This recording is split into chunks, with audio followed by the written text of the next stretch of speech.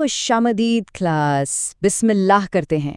आज के study session में हम पाकिस्तान की सियासी तारीख का एक बहुत ही दिलचस्प और अहम हिस्सा कवर करने वाले हैं। हम 1947 यानी क़याम पाकिस्तान से लेकर अप्रैल 2026 तक की लीडरशिप की मुकम्मल टाइमलाइन का जायजा लेंगे। तो चलें शुरू करते हैं। आज के सिलेबस को हमने 4 हिस्सों में तकसीम किया है। पहले हम कुछ कलीदी सियासी इस्तिलाहात देखेंगे, फिर वज़राए आज़म और सदूर की टाइम लाइन्स, और आखिर में बार बार आने वाली हुकूमतों के पैटर्न्स को समझेंगे।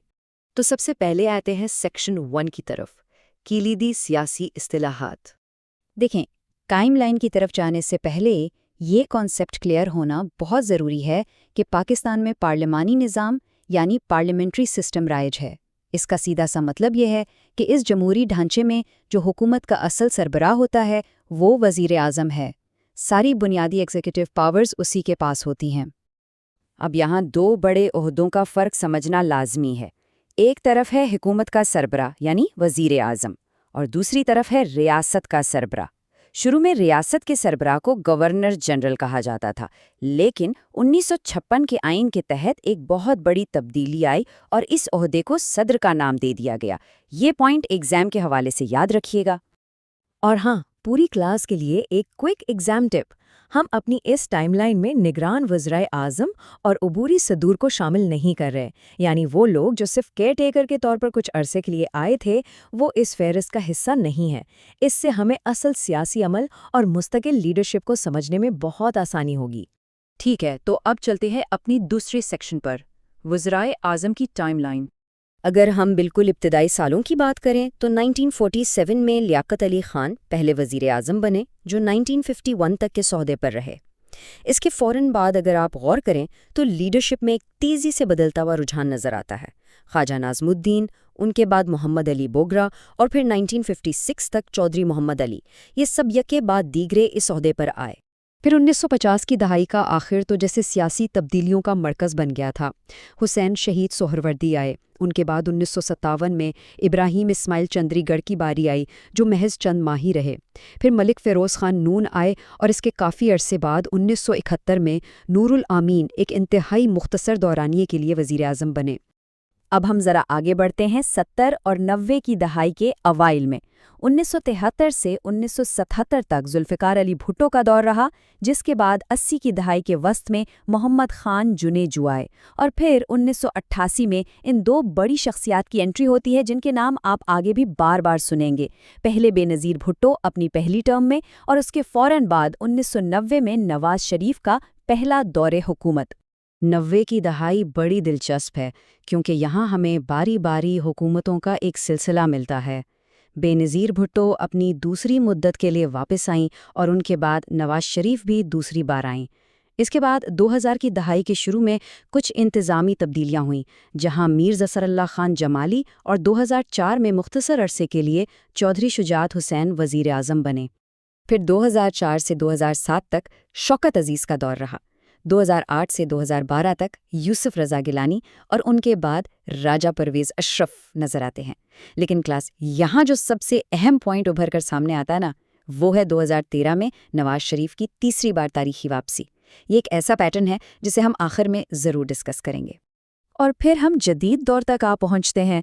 2017 में शाहिद खाकान अब्बासी, 2018 से 2022 तक इमरान खान की हुकूमत, जिसके बाद शहबाज शरीफ का पहला दौर आया, और आखिर में 2024 से लेकर अप्रैल 2026 तक शहबाज शरीफ अपनी दूसरी मुद्दत के साथ इस तवील फहरिस्त के 24वें वज़ीर आज़म के तौर पर दर्ज हैं।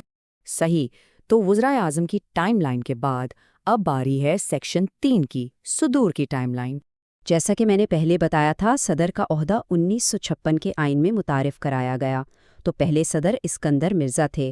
फिर 1958 से 1969 तक अयूब खान का काफ़ी तवील दौर रहा। उसके बाद यहिया खान आए, और 1971 से 1973 तक जुल्फ़िकार अली भुट्टो सदर रहे। यहाँ एक बहुत ही दिलचस्प अकेडमिक पॉइंट नोट करें। भुट्टो साहब का नाम हमने वज़ीर आज़म की लिस्ट में भी पढ़ा था ना, इसे याद रखिएगा। यहाँ हमें 3 बिल्कुल मुख्तलिफ सदारती अदवार मिलते हैं। फजलुल इलाही चौधरी के बाद 1978 से 1988 तक मोहम्मद ज़ियाउल हक का एक खासा नुमाया दौर नज़र आता है, जो पिछले कई अदवार की निस्बत काफ़ी लंबा था। اور پھر 1988 سے 1993 تک غلام اسحاق خان نے ریاست کے سربراہ کے طور پر کام کیا۔ آگے چلیں تو 90 کی دہائی کے وسط میں فاروق احمد خان لغاری صدر بنے۔ ان کے بعد 1998 میں محمد رفیق تارڑ آئے جو 2001 تک اس عہدے پر رہے، اور پھر 21ویں صدی کے آغاز میں یعنی 2001 سے لے کر 2008 تک ہمیں پرویز مشرف صدر کے عہدے پر نظر آتے ہیں۔ اب ہم صدارتی ٹائم لائن کے بالکل اختتام کی طرف بڑھ رہے ہیں۔ 2008 میں آصف علی زرداری اپنی پہلی ٹرم کے لیے صدر بنے، پھر 2013 میں ممنون حسین اور 2018 سے 2024 تک عارف علوی۔ اس کے بعد ہماری اس فہرست کے 14ویں صدر کے طور پر آصف علی زرداری 2024 سے اپریل 2026 تک اپنی دوسری مدت پوری کرتے نظر آتے ہیں۔ سالوں اور ناموں کے اس لمبے چکر کے بعد اب وقت ہے ذرا رک کر اس سارے ڈیٹا کے اندر موجود پیٹرنز کو سمجھنے کا۔ تو میرا آپ سے سوال یہ ہے کہ وہ کون سی شخصیات ہیں جو اس طویل تاریخ میں تمام تر نشیب و فراز کے باوجود بار بار اقتدار میں واپس آئیں؟ اسی کے ساتھ ہم آتے ہیں اپنے آخری حصے یعنی سیکشن 4 کی طرف، بار بار آنے والی حکومتیں۔ اس میں ہماری پوری تاریخ کا نچوڑ موجود ہے۔ یہ یاد رکھنے کا ایک زبردست طریقہ بھی ہے۔ دیکھیں، نواز شریف واحد شخصیت ہیں جو 3 بار وزیر اعظم بنے، بے نظیر بھٹو 2 بار اور شہباز شریف بھی 2 بار اس عہدے پر آئے۔